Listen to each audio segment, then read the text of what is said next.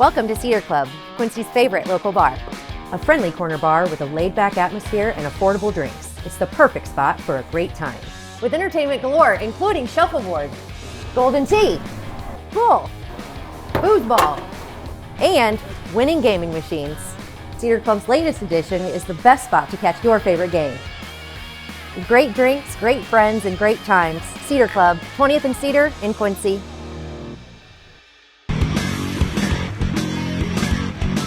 Hey everybody, welcome to the Daily Muddy. I'm Ashley Conrad. Today we have a very special guest, our very own Mr. Ron Kinscherf. Yes, how are you? I'm fine. Good. Glad to fill in for the... You did? Yeah. You stepped up and you're filling in for a guest who couldn't make it, but I'm not sure what our guest would have talked about. I'm sure it's pretty cool too. I think it was the Hannibal Barbecue Fest, but we'll get to that in a minute. This might be equally or even a little more cool, right? Depends on who you're talking. Age, yes. Yes, depending on who you're talking to.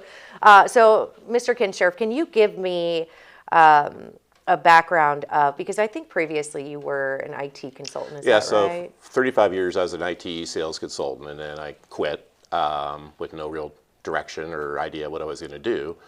And parallel to that, I became a grandfather. Yeah. So one of the things I did with them was just make up stories while we played, and particularly when I would put them down for a nap or at nighttime and just make up a story based on a topic they came up with. My daughter-in-law suggested when I had all this downtime to start writing them down, and I thought that was not really a path I wanted to follow until I got an idea. Yeah. So the idea came about, I was in the backyard barbecuing, and my grandson was stomping all the anthills back there. So I got an idea to write a story about the ants' point of view of having their houses destroyed. Yeah. So I wrote that down, and I got some more ideas and kept writing, shared them with some friends. They said I should try publishing them, and 3.5 years later, I've got 11 books published. Woohoo! So, yeah.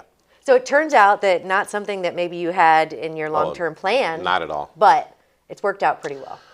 It depends on your definition of pretty well. Well, you enjoy it. I have a blast. Yes. Yeah, I love creating content for kids. Yes, and the kids enjoy it. I've seen, multiple events or, occasions where you're reading to these kids, and just the look on their faces is pretty incredible. Yeah, when I think about the money I'm losing, and then I get hugs from kids as I will not go anywhere without giving them a book. Yeah. And there's been a lot of gracious sponsors that provide funds for me to do that. But when you get a hug or somebody says this is the only book I have, or this is my favorite book, or you get to thank, usually they drop pictures of your books and stuff on them. That makes it worthwhile. Yeah, some things are worth more than the dollar you get from them, for sure, yeah. Okay, so you have a new book coming out. So the series is Papa Tell Me a Book, The company's called Papa Tell Me a Book, yeah. and I have two series. One's the Baker's Patio series, which is about my ant colony I created. And there's 8 books there. And then I have a Papa Tell Me a Book series, which is what I told you about before, where it's a grandpa putting a grandson down for a nap, and the grandson picks the topic, and then the grandpa makes up a story. Yeah. The boy falls asleep in the middle of the story and dreams the end. So those are the two, and I got 3 of those. Yeah, very cool. Yeah. That's a cool concept. Well, Yeah. Very cool. So, and you have a new book coming out in that series, is that right? No, it's in the Baker's Patio series, okay. And it's not necessarily a new book. So what happened is I released Adorable, probably in the fall, and it had just been out a few weeks, and it's the old school network thing where somebody knew somebody knew somebody. There's like 8 know somebodies in there. Yeah. And they said I should call this guy, or reach out to this guy. So I did. And then 2 weeks later, I had a contract with a New York City-based publisher for Adorable. So basically, that's the original Adorable. And then this is going to be re-released in May, which adds a whole nother layer of stress. But again, all worth it. What's life without stress? Right. So, yes. Yeah. So it's been fun. This industry is just insane in the terms of how it operates. We can get into that a little bit if you want, but in a nutshell, the book, it's just got a different cover, but the book remains the same. Yeah. But there's the chance that with Morgan James Publishing, it could be more of a national type situation. Okay. That they could help me get into places I currently can't get into. Yeah, fingers crossed on that. Yeah. So then when you're talking about the process, just, real quick, we don't have to go into every detail, but when you first started and you're trying to get published, is it just, is it who you know, or you just have to go through the ranks of every step? I didn't realize the number of people that are trying to do what I did. And I originally wasn't thinking, I just had fun doing it. Yeah. And then I started getting more recognition from people I didn't know that this was really good. So, okay, I'll try. The weird thing about children's books is when you reach out to publishers, like big-time publishers or even whatever publishers, they do not want your pictures. They want you to send them just the words. Just the copy content. Just the manuscript. It's called a manuscript, yeah. Which is kind of a funny word for, I expect manuscripts to be something Shakespeare creates, but right. they just want the words, and then they want to pair my words with their illustrators. Okay. Which I don't understand how a publisher knows what's in a kid's author's brain as far as what the pictures go. I would think that would go with it. Sure. So I was shocked when I would ask publishers, well, I already got the illustrator. Well, then we won't work with you. Or even agents, I won't work with you if you already got the book published, self-published. I didn't understand that. So what's unique about Morgan James is they let me keep the IP, or intellectual property. Mm-hmm. So I still own all the stuff that's inside the book. They're just helping me republish it. Okay. So it's really a pretty ideal situation. I mean, it's perfect for what I'm doing because I didn't know any better. I was lining up illustrators and getting the sure. Library of Congress numbers and all this type of stuff. They're basically I didn't know any better. I thought that's what I was supposed to do, and then they would take the book and, yeah. oh, good job, Ron, but no, or bad job, Ron, I don't care. Right. But they're facilitating it. They're helping out with a lot of that stuff. Yeah. That's cool. So then it's going to be released when again? It's the May 5th or 6th, so okay. it's going to be re-released, but it's available for pre-order now. Which is what we want people to do. That's what I would love everybody to do because okay. pre-orders dictate bestseller lists. Okay. So it'd be kind of cool for somebody from Quincy to be on a bestseller list. Gosh, yeah. Because then the bestseller lists let other people know the book's decent, so Barnes & Noble and all these other places will want to pick it up because it's on a bestseller list. Yeah. So it's but anyway, that would be cool. Then after you have one bestseller, is it likely that I don't know. You'll do more? I have a lot of stuff written. I just haven't produced it in book form, but I'm kind of waiting to see how this goes. Yeah. Put your eggs in this basket for sure. For a while, now. yeah, just kind of relax a little bit to a degree and see how this goes. All right, so real quick, can you give me kind of the synopsis here? Yeah, I just want to hear about the book. All of my books, the content from all my books, whether it's the Ant book or the other books, are based on something that happened in my life. So Adorable is the story of the queen who runs the colony has a baby. Okay. Her son, who's the prince, is not happy about it because he doesn't think his mom has enough love for everybody. So he gets very, very jealous and runs away, and then runs into somebody who's really smart, and the rest is kind of you have to read to find out, but it ends up happily. So that actually happened in my life where a grandchild was born, and the other grandchild was very upset that he wasn't getting the attention he was previously getting. So I had the idea for a long time, but I didn't have the name of the baby yet, and that was going to be the key because that was going to be the name of the book. Yeah. So the baby's name is Adorable, I love it. but they call her Dora. Oh. So once I got Adorable, I was able to get it. Yeah, I thought so too. So once I got the name, I was able to write it, and here we are. Then here we are, and we're wanting to get it on a bestseller Oh, yes. list. So where you could go, just go to my website, papatellmeabook.com, and there's a little button there to pre-order, and it'll take you to Barnes & Noble, and you buy my book, or 6 of them, or 7 or 8. I would say buy them for every child you know, and maybe every adult you know. What a cool journey this has been, I'm sure. And then, of course, we want to take it to the next level. And if there's anything that Quincy does and our community does, it's show up for one another. And this is a pretty cool venture. I think this is something that we can all get behind. It's not going to break the bank, and it's a great gift, and maybe something that will be a great keepsake. Especially with Easter. Well, the book will be released after Easter. But again, it's they're aimed for ages 3 to 7-ish. Yeah. It's a picture book. It'd be the books you would read after a board book. Yeah. But yeah.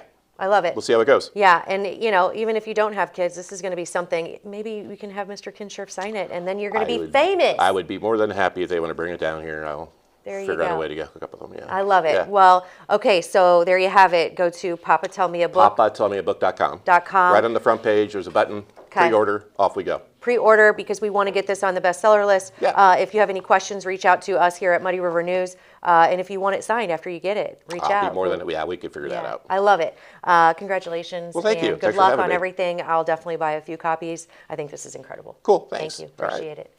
All right. Coming up next, Britt B and Ashley and Coffee Talk. Stay tuned. Instant Replay is your local sports bar. With 18 big screen TVs, we have all the sports packages from college games to pro games. We offer daily drink specials, and come check out the Bullpen, our newly renovated beer garden. Instant Replay, 2739 Chestnut in Quincy. Are you looking for the perfect venue for your next special event? Check out Utopia Event Center. Utopia has a large banquet room and an awesome bar area, perfect for anything from birthday parties to formal corporate meetings. It also offers a photo booth, stage for a DJ or a live band, and a fully stocked bar, all for only $300. Check us out at utopiaeventcenter.com or call Barn at 217-430-6559 for more information.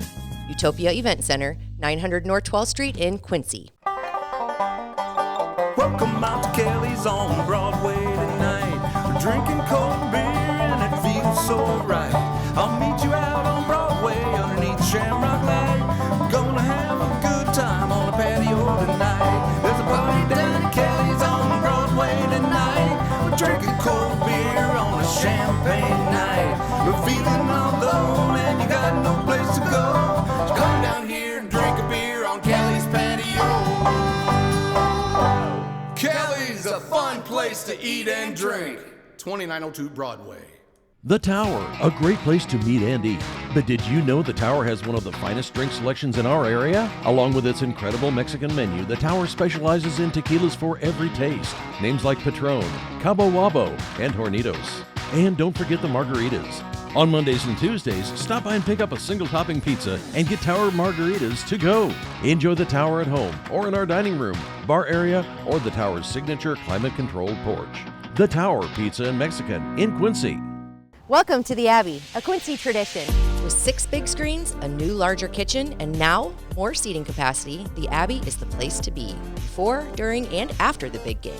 Come enjoy fan favorite appetizers, steaks, burgers, and a variety of daily food and drink specials. Can't join us? Carryout is available too. Now with a convenient drive-up window to better serve you. 1736 Spring in Quincy. Opens at 3 p.m. Tuesday through Sunday. Come join all your friends at the Abbey, a Quincy tradition. The Liquor Booth is your home for a huge selection of beer, wine, and spirits. The Liquor Booth has 2 locations in Quincy, 3520 Broadway and 1500 North 12th Street. The Liquor Booth, where it's always happy hour. And welcome back. Now it's time for Coffee Talk with Ashley, Brittany, and thanks to EFB, we get to spill the tea. Cheers, my baby. Okay, so today you sent me a couple topics, and I thought it was so interesting. Kind of ironic because I woke up this morning and generally I don't get on my phone right away because I realize that it's kind of a mental suck sometimes. I agree. I have to because I have to have the news posted to social media like right away. Yeah. So I do like when I have my social media days off because it's a mental clarity. Yeah. It is not fun. I don't recommend opening your phone right away. I don't either. And I think most experts say wait at least like 30 minutes. Drink your water, have a drink of coffee from EFB, and then kind of delve into the world because you never know what you're going to see first. Thankfully, what I saw first was kind of, I don't know. We'll let the viewers judge, right? We'll talk about the dire wolves. Yeah, that was the first. That was the first thing I saw. Actually, that was the second. The first thing I saw was the local story because I had to post it. But let's talk about the dire wolves. The dire wolves. First. Okay. It's very interesting. And the first thing that I thought was, oh, how cute. And then I thought, wait, hasn't anybody seen Pet Sematary? Okay, am I wrong here? I mean, yeah, I would think that.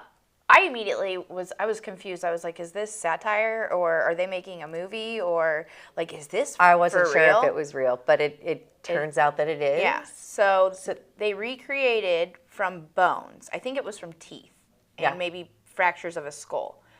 Scientists have recreated the dire wolf, which was extinct over 100,000 years ago, I believe. I mean, it's been a long time. Wow. The dire wolf is also featured in Game of Thrones. Yes. For anybody that doesn't know, all the Starks got a dire wolf pup. And the dire wolf is just giant. It's supposed to be a bear killer, like in real life, like in nature, to give you like the size. In the Game of Thrones story, they connected with their owners, so they had such a strong... Like an imprint? Mm-hmm. Okay. Such a strong bond that if ever you were in trouble, your dire wolf would be there to, rip whoever's head off. Yeah. But to rescue you. In Robb Stark's case, though, that was not the case. And I mean, I don't think I'm spoiling Game of Thrones. Yeah, I've never watched it, but I've had plenty of time, so this is on me.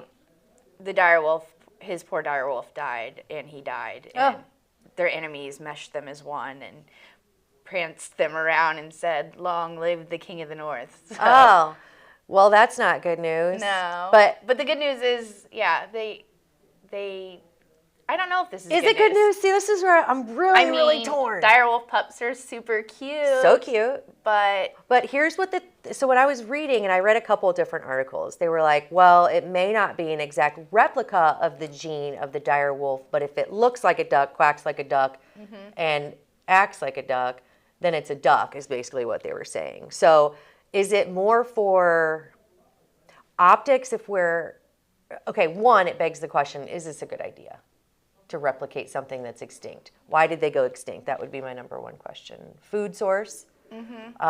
Because then it's kind of, again, if we don't know exactly what caused the extinction, are we setting ourselves up for replicated failure and possibly even worse? Yeah, I guess my only thing with that would be is if the species was caused due to humans, like if their extinction was due to human whatever. Hunting or trying to get their own dire wolf for their protection. Yes. And, Then maybe this does some good because we could learn from it. Maybe. Yes. Yeah. Replace what we took from the earth. Yeah. But then again, in natural extinctions, these things happen for a reason. Right. So. It's called Darwinism, I believe, right? So are we bringing back something that could potentially screw with the ecosystem that we have grown to know? Well, that's not really my biggest fear. I think my biggest fear is Is your biggest fear the woolly mammoth? Because that is the goal. One of mine. Yes.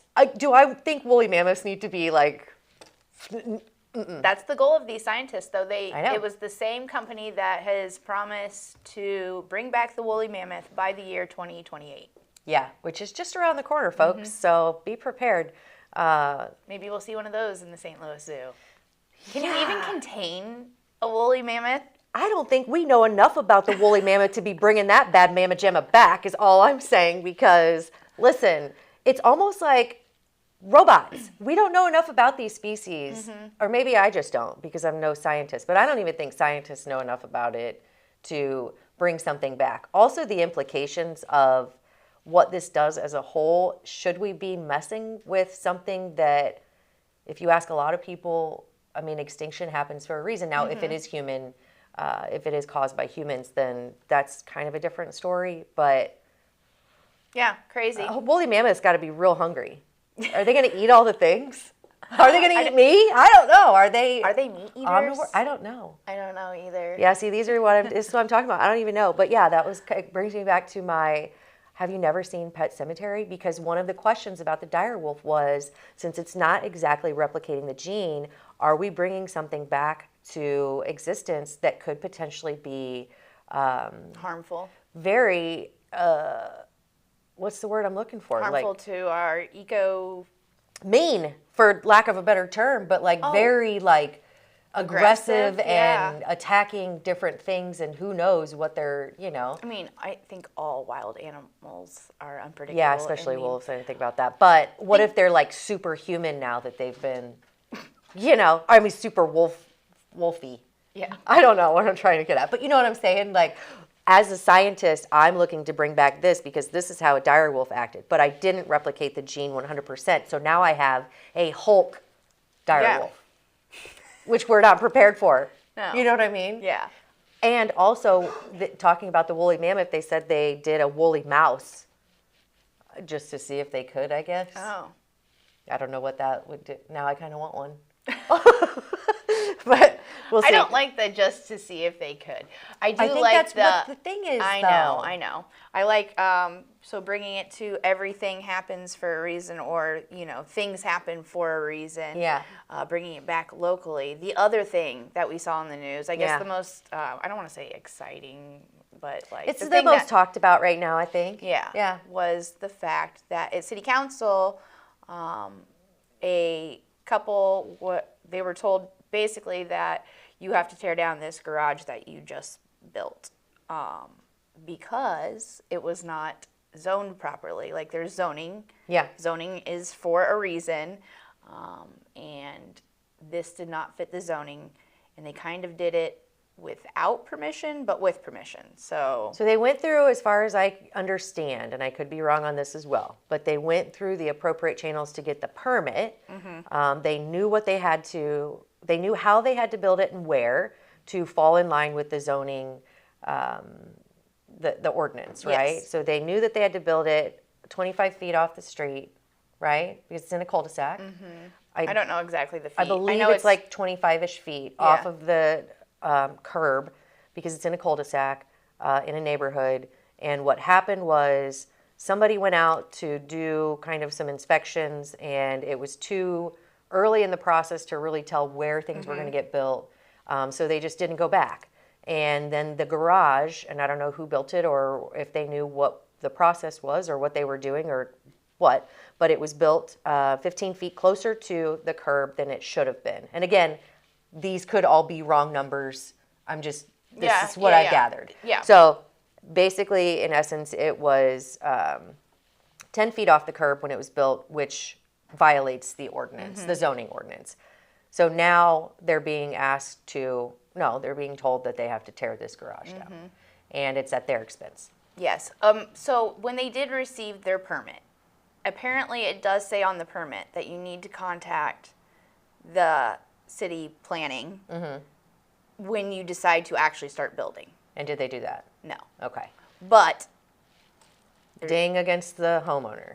But to be fair, they made it very they explained that it was very hard to get a hold of someone. Sure. So, like, basically what we've been talking about, and I'm not trying to, like, put Michael Sievers on blast. He's of but one person. Yeah. And if everything has to go by him and he can't get back to emails or he can't get to the places when they need him to be there, then there's a problem. That kind of goes hand in hand with the housing situation of what we were talking about with, like, ordinances and them not being followed. I believe somebody said in the article, this is the prime example of a complaint-driven ordinance where it's not fair that the only way that they're being enforced is through complaints. Right.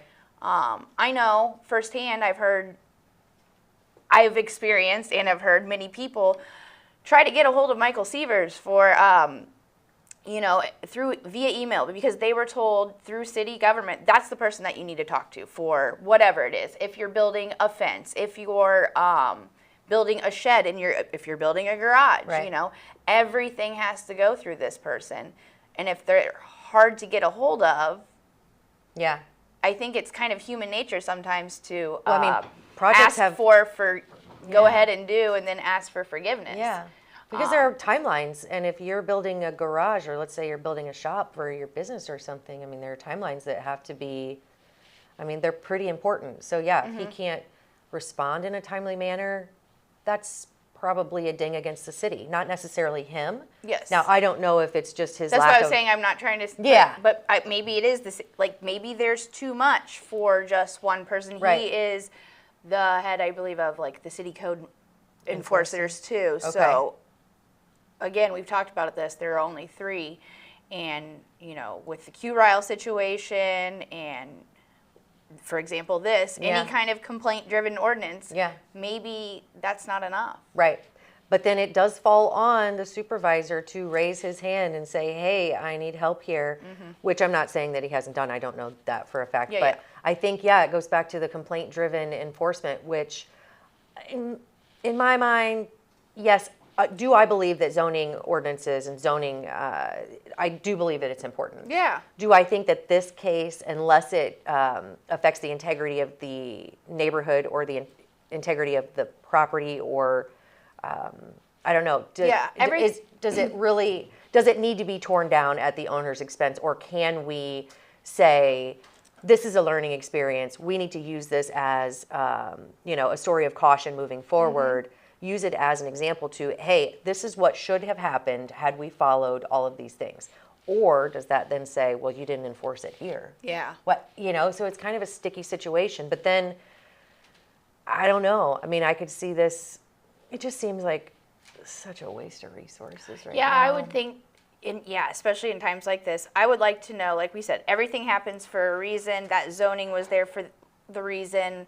The neighbor that complained, I guess I know he gave a letter and it gave all the reasons, but what were I think it was purely that this is a zoning issue and that we have to enforce the issue. And I think it mostly, and I could be wrong, but I think it mostly is to point out the issues within the city that we're either not upholding these enforcements or the zoning, or that we don't have enough resources to do what we're supposed to be doing.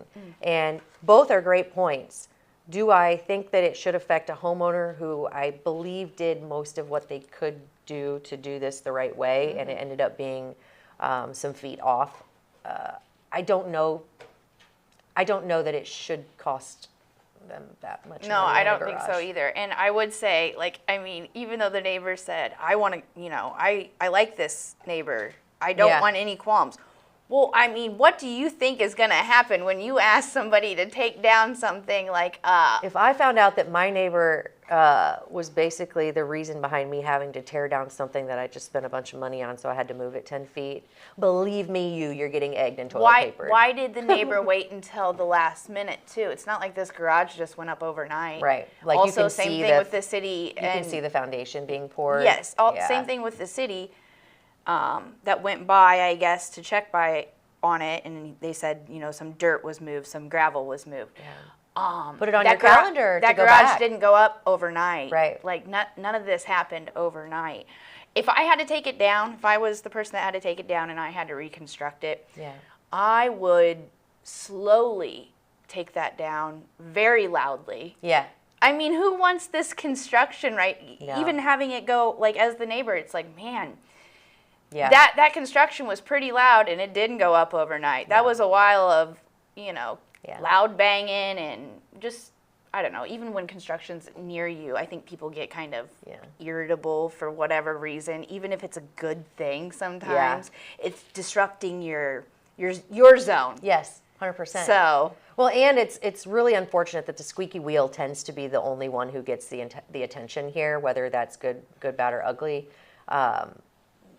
I do think that it points out, the important issue, which is we need to be better at either enforcing across the board or not enforcing, and not giving into this complaint-driven enforcement, because it just creates more squeaky wheels and more unnecessary shit, and it inhibits the enforcers to actually do their job, because then they're coming up behind after the fact and trying to fight fires rather than take care of business ahead of time to avoid all of these pitfalls that seems like a waste of all of our resources, one.